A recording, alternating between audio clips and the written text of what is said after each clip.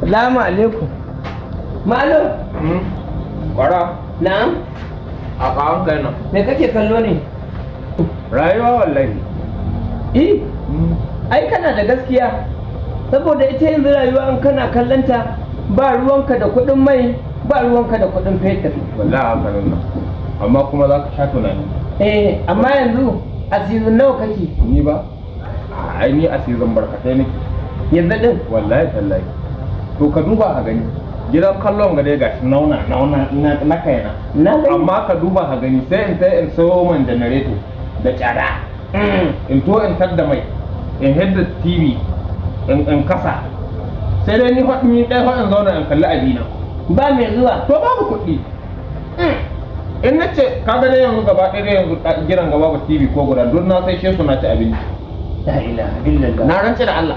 Yanzu nan tunanin da na kai ko in canza sana'a in koma noma.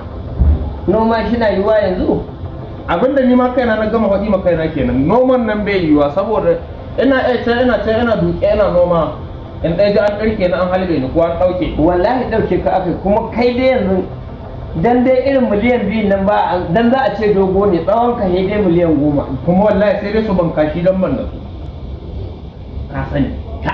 Dan yanzu ni ko kasuwa an kasa da na san wallahi ko 100 ban yi. Malo. Ai yanzu magana gona kaga dai idan mota gare ka ba ta hawo. Ba ta hawa. Magana ta koma keke ko jai. Haka take ho magana gada ka haɗi duki ta. Tunda aka cire wannan tallafi mai mota bai iya hawan motarsa. Shi dai ɗan ƙasa ya zama halin haula. Ziyara ba ta yiwuwa. Wallahi tallahi. Wallahi tallahi. Yanzu shawarar conclusion episode ɗin da na kai na ƙarshe. Inda ya laƙe. Tunanin da na kai ganin ya kamata a ce na koma kai ko dai limanci zan na yi. Limanci? To waye ladanin? To na shi yamma kuma sai na ga a to in na koma liman shi liman akwai liman ɗin da ya taɓa kuɗi. Idan ka ce liman na kuɗi ai da na ɗauka za ka ce ni ne ladanin. In ce ka taɓa ganin ladani mai arziki? Oho to ai kuma ka ji wata sabuwa. Shi faɗan jiran suna ne ko ɗaurin aure? Shi ladan. Iyakaci a zo da minti ko goro shi za a raba mai shi ne arzikinsa in ya tafi kenan. Kaga limami yanzu dai kaga halin da muke ciki ba muga tsuntsu ba muga tarko. Idan har haka ne za ka yi limanci to ka nemi ladanin ka unguwar amma ba ni ba. Wai ai ka gane? Wai saboda tun da duniyar ta ki samuwa. Sai mu gaɗi lahira ni shi amma anan magana da ni na cewa zan na in yi limanci. Za ka iya kai amma ni ina nan kan bakana yake haram yake halas. Tas! Kai iskanci yanzu ka sa. Habawa. Malo kai din ne dai ai tun da kai kana da game za ka bar da bami.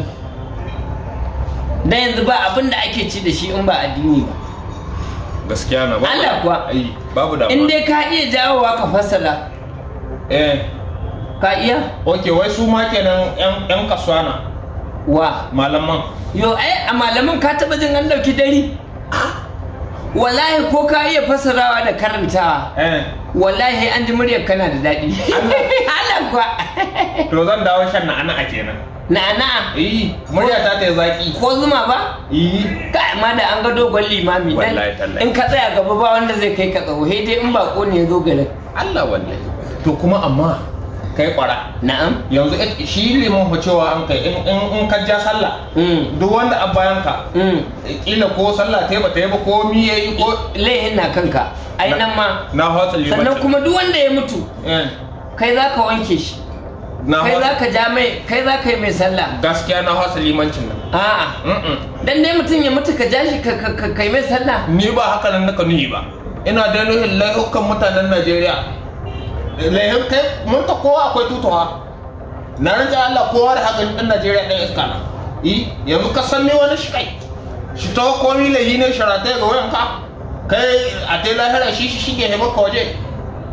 To malo. Limancin nan na gararuma ai kai ka ce za ka yi shi ai dama ba limanci ne na tsakanin da Allah tunda dama ba ilimin ne da kai ba. Haka nan na kuma dama ce ma ni ai ina saka ina walwale ba. To yanzu ka saka ka warware wannan. Dama ai. to yanzu za mu tafi kan bakana ke yanzu dai za mu ci gaba da kallon rayuwa to mu kalle ta